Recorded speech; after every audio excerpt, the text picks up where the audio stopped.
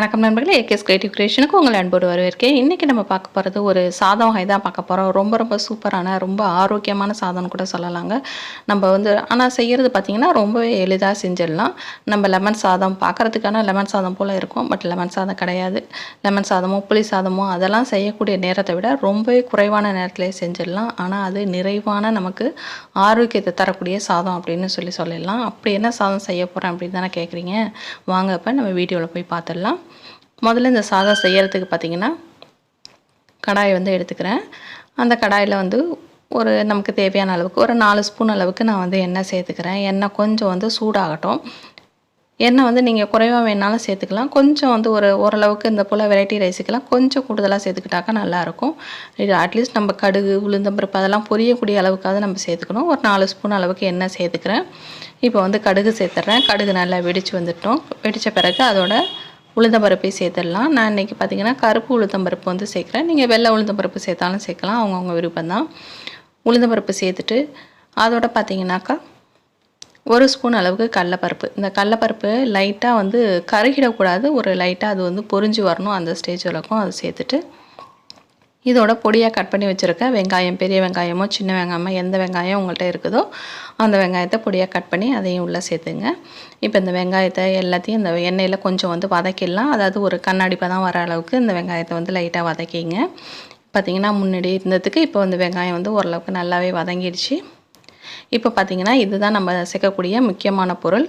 ஒரு 20 பல் போல் பூண்டு நான் எடுத்திருக்கேன். அந்த பூண்டு தோல் உரிச்சிட்டு இது போல் பொடியாக கட் பண்ணிங்க. நீட்டமாக போட்டாலோ முழுசாக போட்டாலோ குழந்தைங்களுக்கு தெரிஞ்சிரும். இல்லை பெரியவங்களே சிலருக்கு பூண்டு பிடிக்காது அப்படின்னு இருப்பாங்க. அவங்க பார்த்திங்கனாக்கா பூண்டு இருக்குதுன்னு தெரிஞ்சாக்கா அதை பொறுக்கி வச்சுருவாங்க. இப்போ நம்ம பண்ணுறது இந்த பூண்டு தான் இந்த சாதத்துக்கு மெயினே.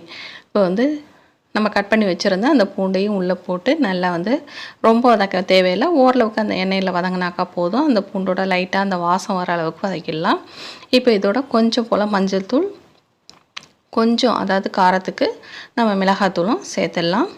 பூண்டு பார்த்திங்கனாக்கா உடம்புக்கு ரொம்பவே நல்லதுங்க. அதாவது நம்ம இதயத்துக்கு பார்த்திங்கன்னா ரொம்ப பலம் தரக்கூடியது இந்த பூண்டு. அதாவது நம்ம உடலில் உள்ள அந்த கெட்ட கொழுப்புகளை அழிக்கக்கூடிய தன்மை இந்த பூண்டுக்கு உண்டு. அதனால் பூண்டு அதிகமாக உணவில் சேர்த்துங்க. இப்போ நான் வடித்து ஆற வச்சுருந்த சாதம், இப்போ இந்த சாதத்தையும் இதோட சேர்த்துடலாம்.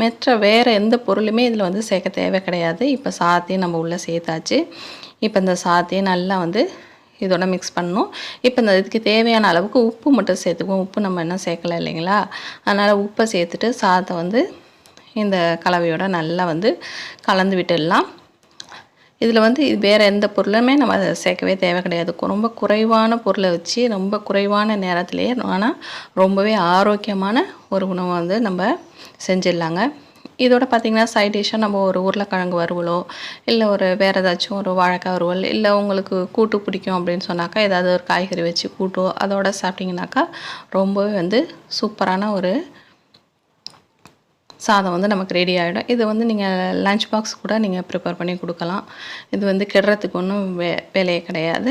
இப்போ பார்த்திங்கன்னா நமக்கு அருமையான பூண்டு சாதம் ரெடி ஆகிடுச்சு. நான் இப்போ டேஸ்ட் பண்ணி பார்க்க போகிறேன். டேஸ்ட் பண்ணி பார்த்துட்டு எப்படி இருக்குதுன்னு சொல்கிறேன். அந்த நம்ம அந்த பூண்டோடலாம் சேர்த்து சாப்பிடும்போது ரொம்பவே நல்ல ஒரு மணமாக இருக்கும். ரொம்பவே சூப்பராக இருக்குங்க. கண்டிப்பாக நீங்களும் ட்ரை பண்ணி பாருங்கள். இந்த ஆரோக்கியமான சாதத்தை செஞ்சு சாப்பிட்டு எல்லோரும் நல்ல ஆரோக்கியத்தோடு இருக்க வேணும் அப்படின்னு கேட்டுக்கிறேன். கண்டிப்பாக இந்த வீடியோ பிடிச்சிருக்குன்னு நினைக்கிறேன். பிடிச்சிருந்தால் மறக்காமல் லைக் பண்ணுங்கள், ஃப்ரெண்ட்ஸ் ரிலேட்டிவ்க்கு ஷேர் பண்ணுங்கள், முக்கியமாக கமெண்ட் பண்ணுங்கள். வேறு ஒரு இன்ட்ரெஸ்டிங்கான வீடியோட உங்களை மீண்டும் சந்திக்கிறேன். வணக்கம்.